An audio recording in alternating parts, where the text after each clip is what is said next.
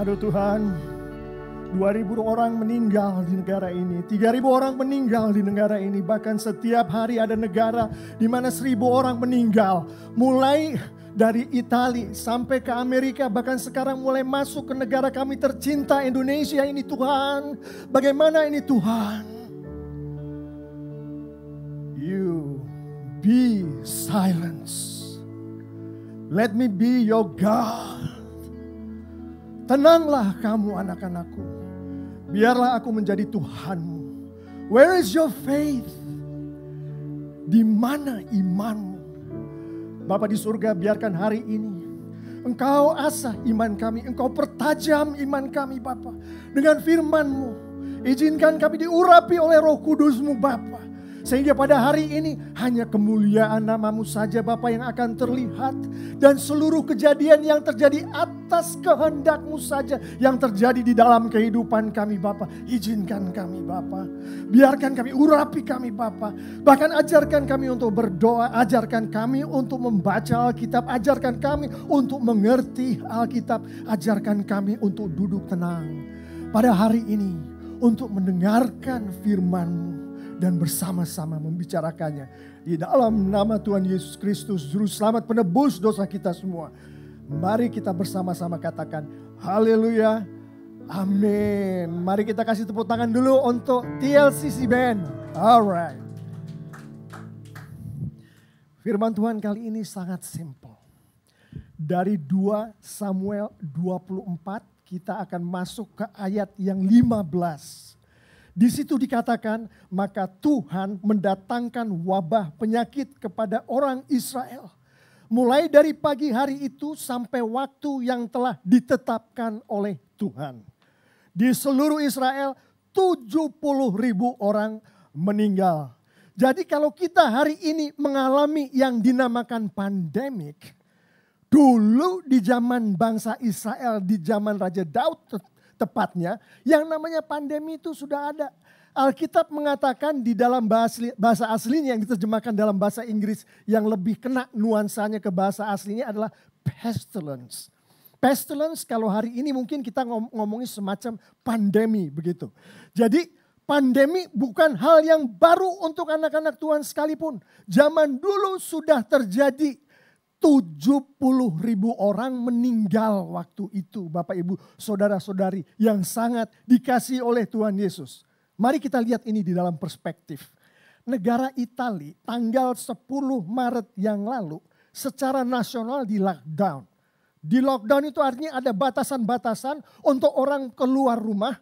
Untuk orang bahkan beribadah ada batasan-batasannya. Seluruh negara Italia di lockdown. Kenapa? Karena pada sampai saat tanggal 10 Maret itu 3.000 orang Italia sudah meninggal. Sekarang udah jauh lebih dari 3.000. Ingat tadi yang kita bilang di Alkitab dikatakan 70.000 orang meninggal. Bayangin bukan lockdown lagi itu saya pikir ya zaman itu. Gak tahu macam gimana gitu. Nah jadi kita mau pelajarin ini. Pandemi sudah dibicarakan di firman Tuhan. Bukan hanya pandeminya yang dibicarakan, sebab-sebabnya dibicarakan. Dan yang paling penting adalah bagaimana anak-anak Tuhan berkelakuan, merespon, menanggapi pada saat pandemi itu sedang berlangsung sampai kemudian pandemi itu berhenti. Sampai pestilence itu berhenti. Mari kita mulai sama-sama. Kalau ada Alkitab silakan buka 2 Samuel 24. Sebetulnya dari ayat 1 sampai 25 yang kita mau bicarakan. Tapi yang tadi intinya yang saya sudah sampaikan tadi yang ayat 15. Nah 2 Samuel 24 ini ada paralelnya. Itu di 1 Tawarikh 21. 1 Tawarikh 21 itu paralelnya. Jadi 1 Tawarikh 21 dan 2 Samuel 24 itu saling melengkapi gitu. Jadi kalau kita baca 2 Samuel 24 agak kurang jelas, kita lihat 1 Tawarikh 21. Begitu juga sebaliknya. Jadi saling melengkapi. Nah, kita akan konsentrasi untuk melihat di 2 Samuel 24-nya. Nah, kita omongin dulu nih pandemi atau pestilence atau wabah penyakit di dalam bahasa Indonesia sehari-hari, Alkitab bahasa Indonesia. Apa itu yang dimaksud? Nah, kita lihat kalau di dalam bahasa kerennya maksudnya ngelihat dari kamus itu adalah epidemi gitu, wabah penyakit. Itu ganas, itu menular sekali dan itu mematikan. Tapi kita mau melihat dari segi bagaimana Tuhan melihat ini melalui firman Tuhan mengenai pandemi ini. Poin pertama yang ingin saya sampaikan yang ada di firman Tuhan. Tuhan tunjukkan kepada kita di 2 Samuel 24:15, di situ Tuhan mendatangkan wabah penyakit ini. Terus di 2 Samuel 24:16, saya akan bacakan paraphrase-nya. Kata Tuhan kepada malaikat itu, cukup, berhenti. Itu berhenti yang dimaksud adalah pandemi itu atau pestilence itu supaya berhenti. Kemudian di 2 Samuel 24 ayat 25, Tuhan katakan, pergi kau pestilence, enyahlah kau pestilence. Jadi dengan 3 ayat tadi, tiga-tiganya diambil dari 2 Samuel 24, Tuhan menunjukkan kepada kita, hey pestilence, hey pandemi, aku mengontrol kamu. Amin. Itu yang dikatakan Tuhan. Bahwa pestilence macam apapun juga, bahkan pandemi macam apapun juga, Tuhan mengontrol itu. Dia bisa memulai, dia bisa bilang stop, bahkan dia bisa mengusir pandemi itu. Dan itu ada di 2 Samuel 24. Bapak, Ibu, Saudara-saudari yang sangat dikasih Tuhan Yesus. Amin. Oke, nah sekarang kita lihat yang kedua, poin kedua mengenai pandemi ini. Di 2 Samuel ayat 24:15 yang barusan tadi kita baca. Di situ di frasa terakhir kita membaca negeri ini diserang wabah penyakit, maksudnya Israel waktu itu selama 3 hari. Ayat Alkitab jelas-jelas mengatakan pandemi itu atau pestilence itu atau wabah penyakit itu akan berlangsung selama berapa hari? Bapak, Ibu, Saudara-saudara yang sangat dikasih Tuhan Yesus, 3 hari. Jadi ini bukan sesuatu yang berlangsung selama-lamanya. Bukan sesuatu yang oke, kamu lahir mengalami ini sampai kamu mati. Enggak, Tuhan bilang 3 hari. Pertama, Tuhan mengontrol yang namanya pestilence. Tuhan mengontrol yang namanya pandemi. Tuhan mengontrol yang namanya wabah. Dan kedua, itu wabah ada batas waktunya. Ada expiration date-nya.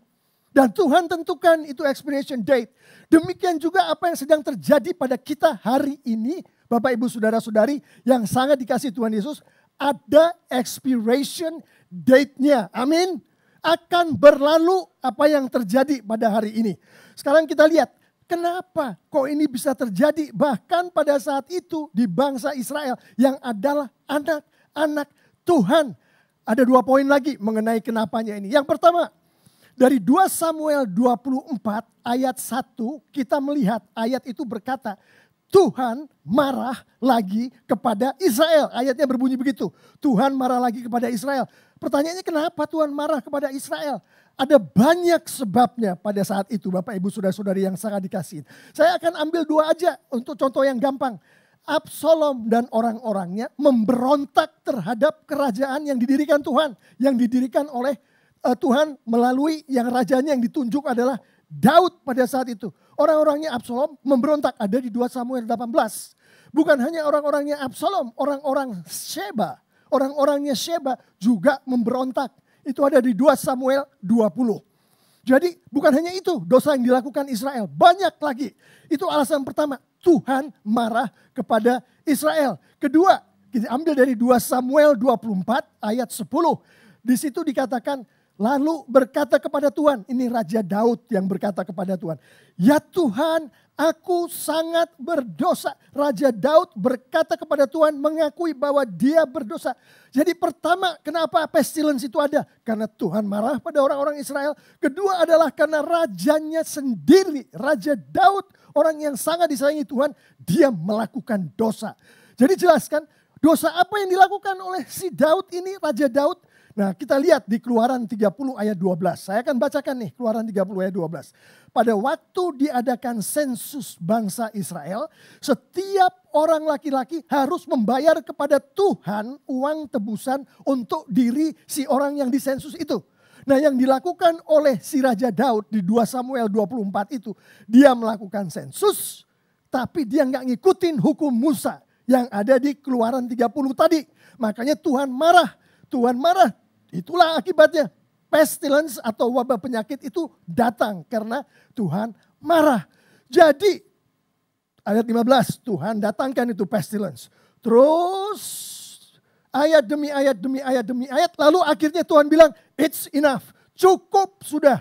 Nah itu perkataan Tuhan sendiri yang artinya pandemi, pestilence, wabah penyakit, habis sudah expiration kamu. Udah waktunya kamu pergi dari tempat ini. Nah kita lihat di 2 Samuel 24 ayat 16. Saya akan bacakan. Ketika Tuhan melihat bahwa malaikat itu sudah siap untuk memusnahkan Yerusalem. Jadi ini malaikat sudah siap mempergunakan pandemi itu untuk masuk ke dalam kota Yerusalem. Dia udah masuk nih. Kota-kota yang lain dari Dan sampai ke Beersheba semua udah dimasukin tuh. Dia sekarang mau masuk, pandeminya mau dimasukin, pestilence-nya mau dimasukin ke Yerusalem. Tuhan bilang cukup. Hentikan itu, Tuhan bilang itu. Jadi Yerusalem diselamatkan. Kenapa Yerusalem bisa diselamatkan begini macam oleh Tuhan? Padahal Tuhan bilang 3 hari negara atau Israel ini akan dihancurkan dengan pandemi.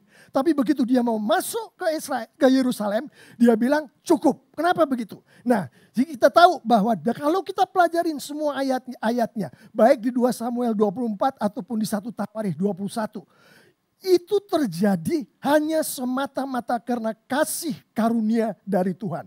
By the grace of the Lord. Amen. Jadi grace of the Lord yang menghentikan pandemi atau pestilence ini memasuki kota Yerusalem. Tapi Tuhan gak berhenti sampai di situ saja. Di ayat 2, di 2 Samuel 24 ayat 25, yaitu alasan kedua. Lanjutan keduanya adalah, lalu Daud mendirikan mezbah.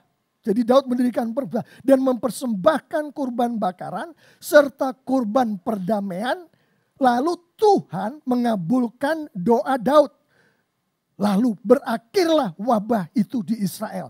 Pertama tadi wabah itu mau masuk ke Yerusalem, Tuhan bilang cukup. Terus Tuhan melanjutkan lagi. Tapi di dalam dari yang ke ayat ke-16 ke ayat 25 tadi, dari tidak jadi masuk ke Yerusalem sampai akhirnya Tuhan bilang berhenti wabah dari seluruh Israel, itu ada sesuatu yang terjadi. Nah, sesuatu yang terjadi ini adalah orang-orangnya Tuhan, anak-anaknya Tuhan merespons, menanggapi apa yang tengah terjadi, menanggapi grace yang Tuhan berikan kepada bangsa Israel. Di 2 Samuel 24 tidak terlalu kelihatan, hanya 3 yang kelihatan, yaitu Raja Daud, lalu Nabi Gad, dan Araunah dan anak-anaknya. Itu doang yang kelihatan. Tapi kalau kita lihat dari 1 Tawarikh 21 di ayat 16 itu kelihatan sekali bahwa pemimpin-pemimpin Israel beramai-ramai menyertai Raja Daud memakai pakaian dari karung, bertobat, berdoa, minta pengampunan dari Tuhan.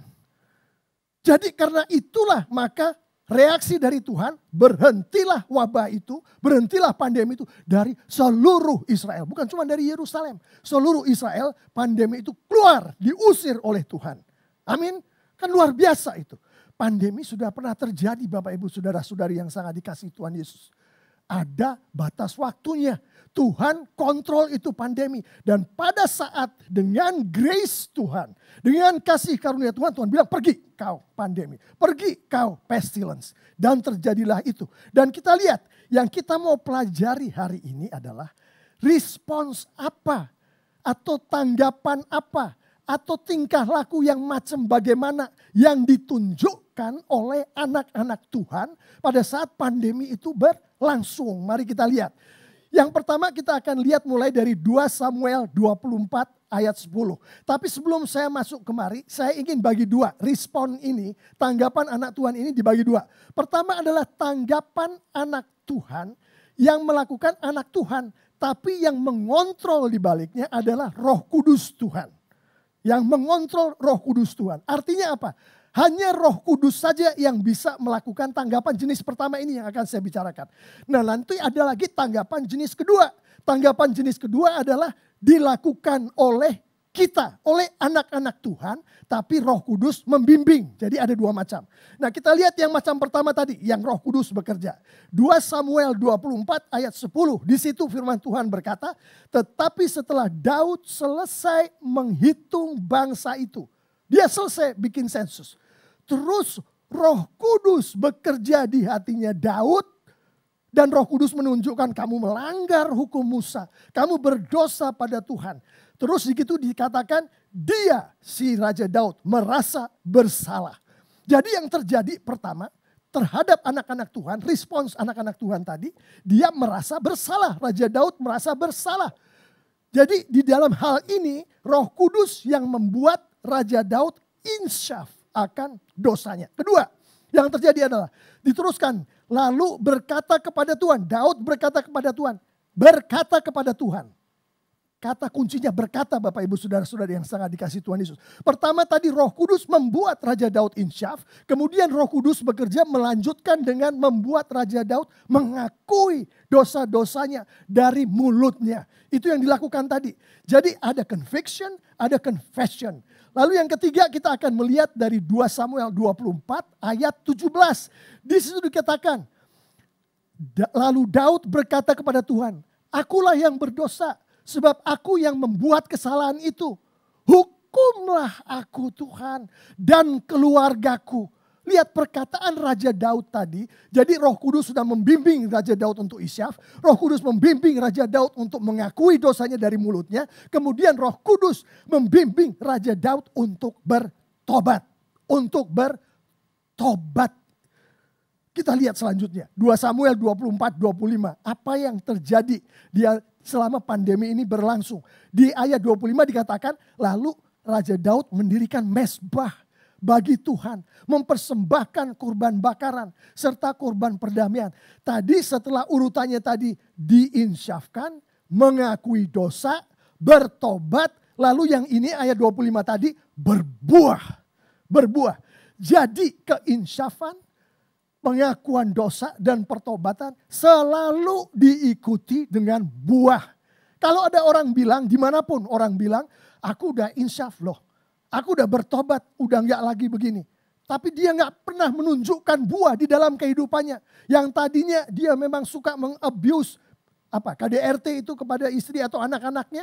Dia bilang saya udah insyaf saya ini, tapi dia tetap lanjutkan lagi. Gak ada buahnya, buahnya itu berhenti melakukan KDRT. Terus dia bilang insyaf, saya udah dikunjungi Tuhan. Gak benar, itu gak alkitabiah. Jadi yang rentetan tadi, setelah adanya pertobatan adalah berbuah-buahlah. Di dalam kasus Raja Daud dia mendirikan mezbah. Dia mempersembahkan korban. Bukan hanya itu. Buah-buahnya banyak sekali. Itu sebagai contoh untuk gampangnya. Jadi itulah yang namanya tanggapan oleh anak-anak Tuhan yang dikontrol. Bukan hanya dikontrol tapi dilakukan oleh Roh Kudus. Gak ada di antara kita yang bisa insyaf atas dosa kita dengan kekuatan kita sendiri. Gak ada anak Tuhan bilang, aku udah insyaf kok atas dosa-dosaku.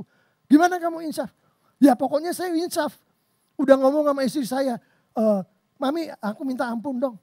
Aku bersalah, berdosa, udah insyaf, udah begitu. Gak bisa seperti itu. Roh Kudus harus ada di belakangnya. Bahkan yang namanya pengakuan dosa, Roh Kudus ada di belakangnya.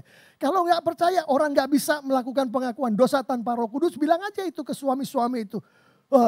Kamu ngaku dosa dong ke istri kamu, minta maaf dong ke istri kamu. Boro-boro baru ngomong mau deketin istri, kalau dia tahu lagi salah aja ngelihat udah macam-macam perasaan. Kan harus ada Roh Kudus di belakangnya. Jadi itu pekerjaan atau tanggapan dari anak-anak Tuhan di mana Roh Kudus yang melakukannya.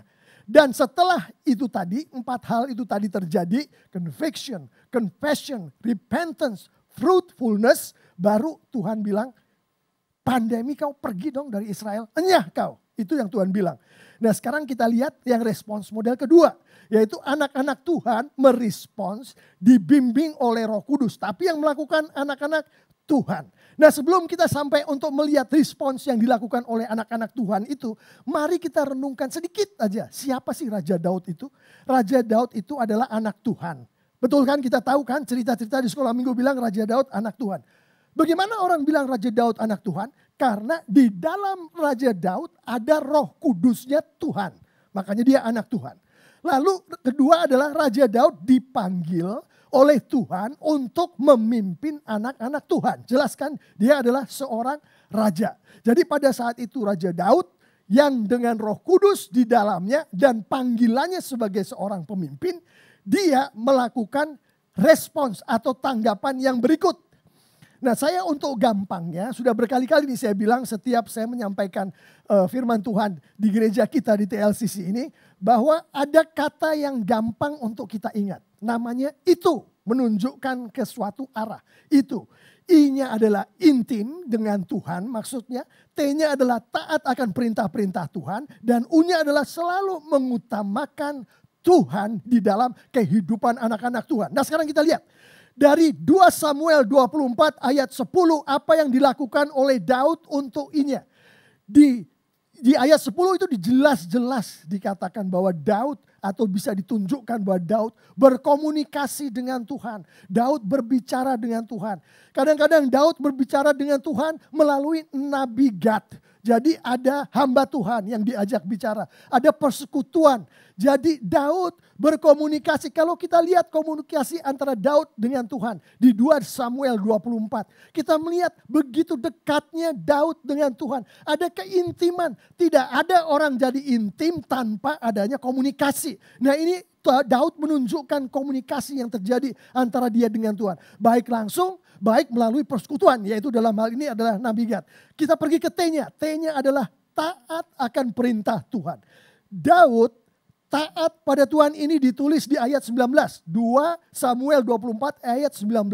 Tuhan bilang kamu dirikan mezbah. Daud diriin mezbah. Tuhan bilang kamu lakukan itu. Daud lakukan itu. Tuhan bilang kamu lakukan ini. Daud lakukan ini. Jadi Daud taat pada perintah Tuhan. Bapak ibu saudara-saudari yang sangat dikasihi Tuhan. Itulah yang dilakukan oleh Daud. Yang mana dibimbing oleh Roh Kudus. Tapi Daud yang melakukannya. Nah, sekarang kita lihat U-nya. U adalah utamakan Tuhan selalu di dalam kehidupan. Nah, kita lihat di ayat 14, 2 Samuel 24 ayat 14. Di situ Daud disuruh memilih. Ada macam-macam pilihan. Dia pilih Tuhan. Di ayat 25, Daud memberikan persembahan. Daud mendirikan mezbah. Dia lakukan hanya untuk Tuhan. Amin. Dia semua hidupnya adalah memilih Tuhan, untuk Tuhan, memuliakan Tuhan. Tuhan yang nomor 1. Utamakan Tuhan. Jadi dengan Daud intim ke Tuhan dan Daud menaati Tuhan, Daud mengutamakan Tuhan, Roh Kudus bekerja di dalam Daud untuk menginsafkan dia atas kesalahannya, untuk membuat dia mengaku atas dosanya, untuk membuat dia bertobat, untuk membuat dia berbuah. Bapak ibu saudara-saudari yang sangat dikasihi Tuhan Yesus, kita kagak intim dengan Tuhan, kita nggak taat dengan Tuhan, kita tidak mengutamakan Tuhan dalam kehidupan kita sehari-hari, mustahil ada keinsyafan di dalam kehidupan kita. Amin. Mustahil ada pengakuan dosa di dalam kehidupan kita. Amin. Mustahil ada pertobatan dan tidak mungkin ada buah-buah.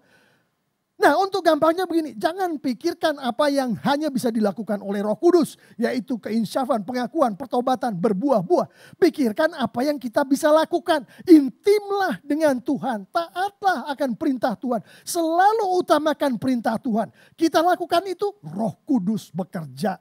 Roh Kudus yang udah ada di dalam kita semua. Pada saat kita terima Tuhan Yesus, saya mengamini kita semua, bahkan yang duduk di pojokan tuh di rumah dekat dapur tuh, saya ngeliat tuh lagi makan manisan ya Pak. Oke, itu juga termasuk itu. Yang makan manisan itu juga termasuk. Kita bikin ITU.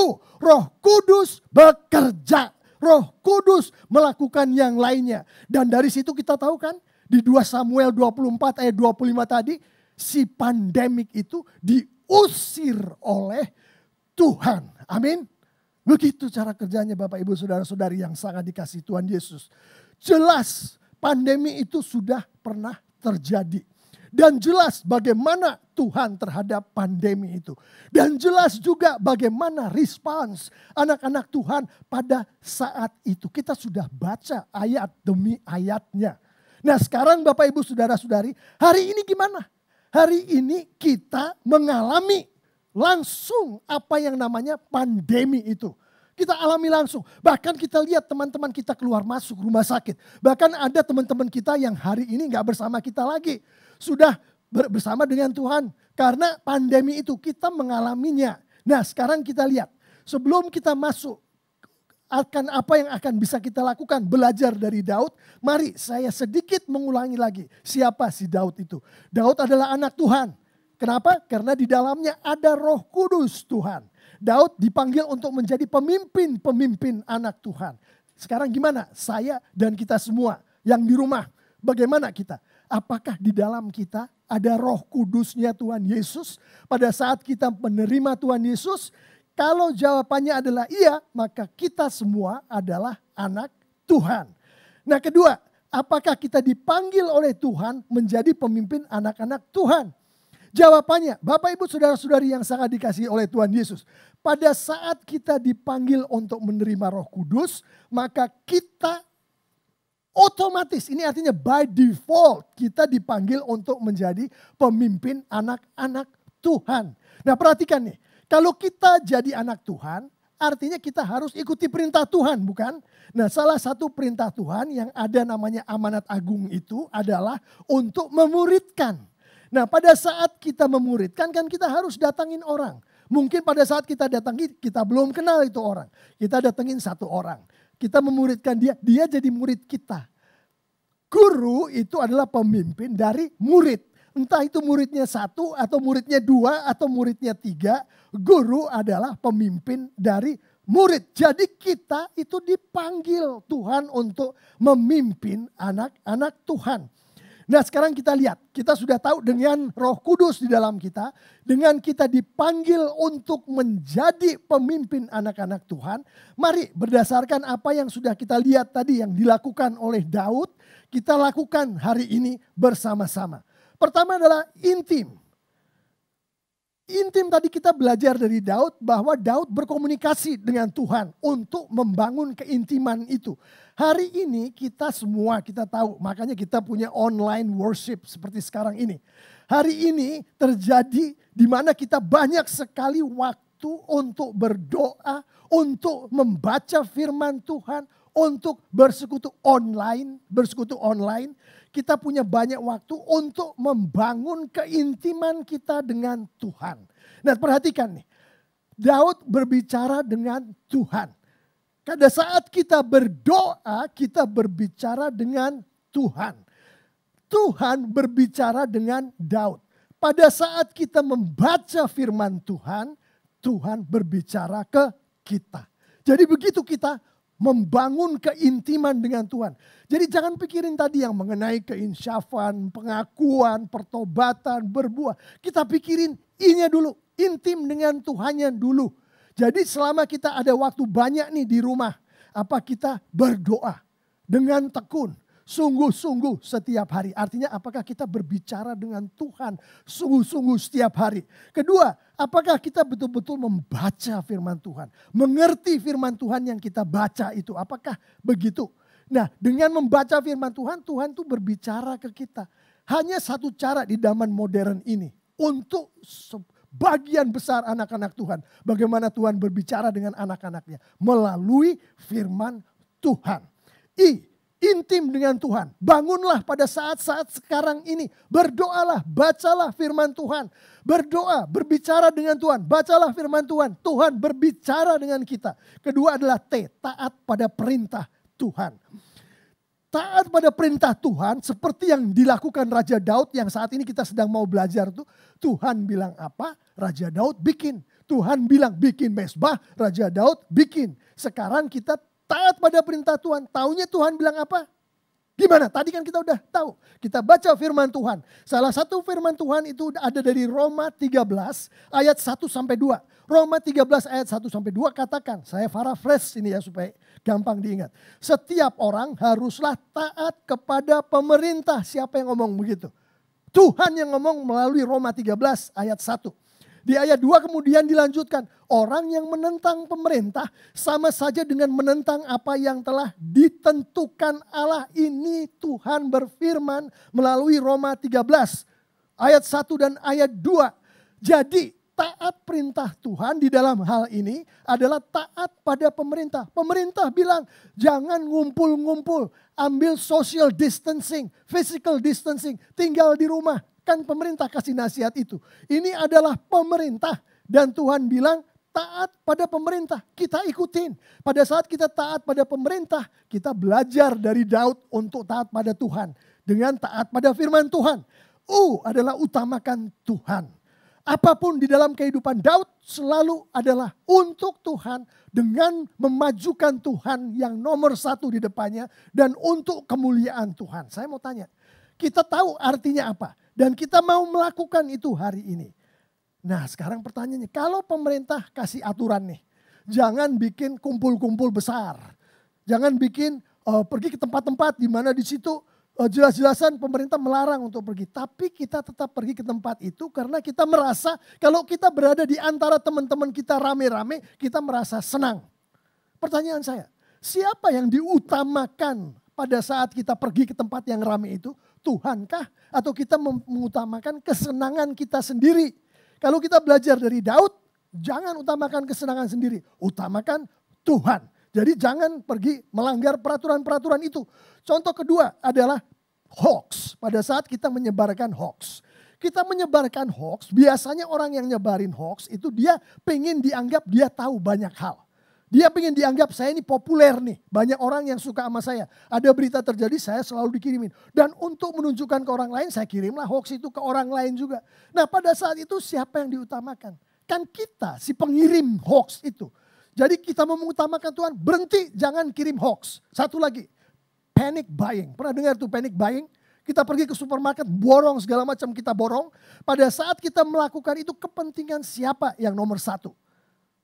Yang jelas bukan kepentingan Tuhan. Kita borong orang-orang lain yang gak punya duit, yang gak bisa borong. Yang pada saat nanti 2 hari kemudian perlu dia gak punya. Dia menangis, dia berdoa pada Tuhan. Apa? Kita mau bilang siapa yang kita pentingkan di situ. Jangan panic buying. Jadi ITU, intim dengan Tuhan. Taat pada perintah-perintah Tuhan. Utamakan Tuhan, Bapak Ibu Saudara-saudari yang dikasih Tuhan Yesus. Itu saja yang kita perhatikan. Dan kita belajar dari Alkitab. Dengan kita melakukan ITU tadi, maka Roh Kudus yang ada di dalam kita semua, Bapak Ibu Saudara-saudari yang sangat dikasih Tuhan. Ada di dalam kita semua, amin, pada saat kita menerima Tuhan. Itu akan bekerja di dalam kehidupan Bapak Ibu. Akan menginsyafkan dosa, akan membuat orang-orang kita, bahkan keluarga kita mengaku dosa-dosa. Roh Kudus yang bekerja, bukan kita. Akan membuat kita dan orang-orang di keluarga kita untuk bertobat. Dan akhirnya dia akan membimbing, menggait orang-orang itu yang tadinya sudah insyaf, mengaku dosa dan bertobat itu untuk berbuah. Amin. Dan dengan itu 2 Samuel 24 ayat 25 mengatakan Tuhan bereaksi dengan mengusir pandemi itu. Mengusir pestilence, wabah penyakit itu dari seluruh negara Israel. Begitulah firman Tuhan Bapak Ibu Saudara-saudari yang sangat dikasih Tuhan Yesus. Mari kita sekarang tunduk kepala, kita akan renungkan apa yang Tuhan barusan sampaikan. Apakah kita sudah betul-betul mengerti bahwa Tuhan memegang kontrol atas apapun yang terjadi di dalam kehidupan kita, termasuk yang namanya pandemi ini. Tuhan kontrol. Kita sudah belajar tadi dari 2 Samuel 24. Dia bisa memulai, dia bisa menstop, dia bisa ngusir.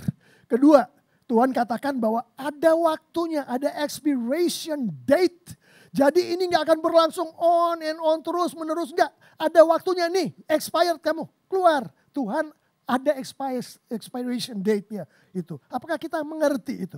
Setelah kita mengerti, apakah kita tahu dan menyadari betul bahwa pada saat pandemi itu berlangsung, Roh Kudus Tuhan bekerja menginsyafkan, membuat orang mengakui dosa, membuat orang bertobat, dan menggiring orang, membimbing orang untuk menghasilkan berbuah-buah. Apakah kita ngerti itu?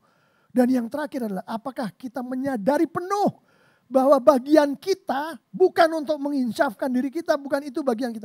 Bagian kita adalah untuk supaya kita intim dengan Tuhan. Dari hari ke hari. Banyak waktu kita di rumah sekarang. Berdoalah, baca Alkitablah. Komunikasi dengan Tuhan itu artinya. Dan dari situlah kita membangun keintiman Tuhan. Kedua, taatlah pada perintah Tuhan. Pemerintah bilang apa? Di Roma tadi kita belajar bahwa apa yang dikatakan pemerintah, tidak ada pemerintah yang tidak diordain oleh Tuhan. Maka itu taat pada pemerintah artinya taat pada firman Tuhan. Apa kita ikutin apa yang pemerintah bilang. Nah yang akhirnya adalah utamakan Tuhan selalu. Jangan panic buying ya. Jangan ngirim hoax. Jangan. Jangan bikin itu. Dan jangan coba-coba melanggar peraturan. Karena itu gak mengutamakan Tuhan, Bapak Ibu Saudara-saudari yang sangat dikasihi Tuhan Yesus.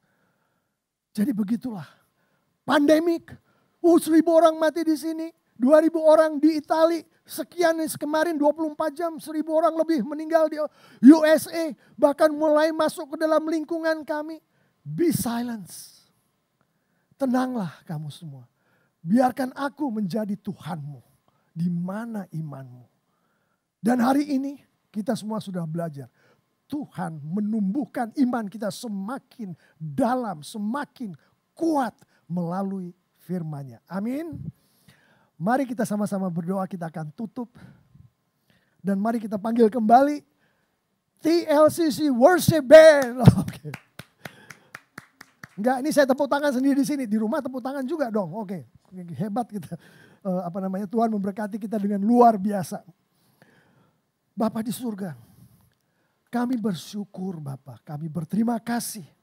Engkau adalah Bapa yang luar biasa. Engkau adalah Tuhan kami yang penuh dengan kasih karunia, dengan grace. Dan berdasarkan Alkitab, firman-Mu, 2 Samuel 24, tadi Bapa yang barusan kami bersama-sama mempelajari. Engkau tunjukkan bahwa grace-Mu inilah yang akan menghentikan apa yang tengah terjadi pada saat ini. Dan kami mengamini itu Bapa di surga. Dan sesuai dengan pelajaran yang kami pelajari Bapa. Akan apa yang Engkau mau anak-anak-Mu lakukan. Sementara yang namanya pestilence, yang namanya wabah ini berlangsung. Yang kami sudah belajar tadi Bapa. Bapa urapi kami dengan Roh Kudus-Mu. Urapi kami Bapa dengan Roh Kudus-Mu saja Bapak. Jangan dengan kekuatan-kekuatan lain. Sehingga kami boleh melakukan apa yang Engkau mau kami lakukan. Yaitu semakin hari semakin intim dengan-Mu Bapa di surga. Semakin hari semakin taat Bapa akan perintah-perintah-Mu. Dan semakin hari semakin mengutamakan-Mu Bapa di dalam kehidupan kami sehari-hari. Oh Bapa, Bapa urapi kami. Buatlah kami melakukan itu. Karena tanpa-Mu, tanpa Roh Kudus-Mu, kami tidak tahu mesti berbuat apa. Tapi dengan Roh Kudus-Mu, dengan urapan-Mu, kami tahu pasti bahwa Engkau menggandeng tangan kami apapun yang terjadi. Dan semua untuk kemuliaan-Mu Bapa di surga. Dan anak-anak Tuhan yang percaya semua katakan haleluya, amin.